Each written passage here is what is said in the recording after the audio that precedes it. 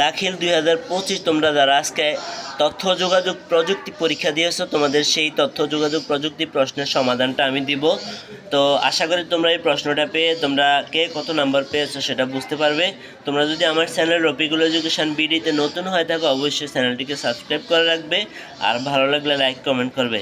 তাহলে চলো আমরা একে একে প্রশ্নগুলো দেখে নিই কোনটার উত্তর কী হতে পারে।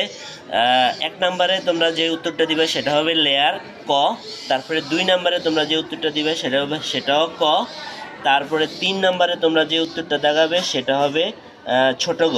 তারপরে 4 নম্বরে তোমরা যেটা দাগাবে সেটা হলো 4-এর খ। তারপরে 5 নম্বরে যেটা দাগাবে সেটা হবে 5-এর গ ছোট গ। তারপরে 6 নম্বরে তোমরা যেটা দাগাবে সেটা হবে রেকর্ড মানে ঘ।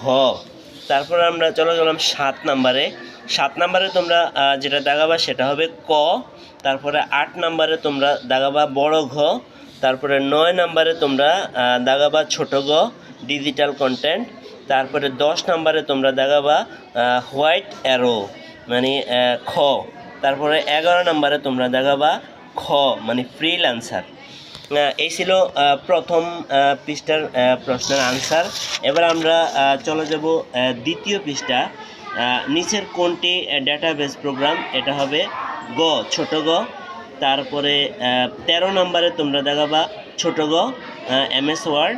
তারপরে 14 নম্বরে তোমরা দেখাবা বড় ঘ। 15 নম্বরে তোমরা দেখাবা ছোট গ। তারপরে 16 নম্বরে তোমরা দেখাবা খ। তারপরে 17 নম্বরে তোমরা দেখাবা F5 মানে বড় ঘ। তারপরে 18 নম্বরে তোমরা দেখাবা খ। তারপরে 19 নম্বরে তোমরা দাগাবা গ ছোট গ। তারপরে 20 নম্বরে তোমরা দাগাবা খ সেট আপ। তারপরে 21 নম্বরে তোমরা দাগাবা গ। তারপরে 22 নম্বরে তোমরা দাগাবা বড় ঘ। তারপরে 23 নম্বরে তোমরা দাগাবা রিডার মানে খ। তারপরে 24 নম্বরে তোমরা দাগাবা খ। তারপরে 25 নম্বরে তোমরা দাগাবা ক। তো প্রিয় শিক্ষার্থীরা, এই ছিল পুরো প্রশ্নের সমাধান। তো আশা করি তোমরা আজকের এই প্রশ্নটির সমাধান পেয়ে উপকৃত হবে। কার কয়টা হলো সেটা অবশ্যই আমাকে কমেন্টস করে জানাবা। তোমাদের সবার কমেন্টসের অপেক্ষায় রইলাম। তো আজকের মতো এতটুকু, আবার দেখা হবে নতুন কোনো প্রশ্নের সমাধান নিয়ে।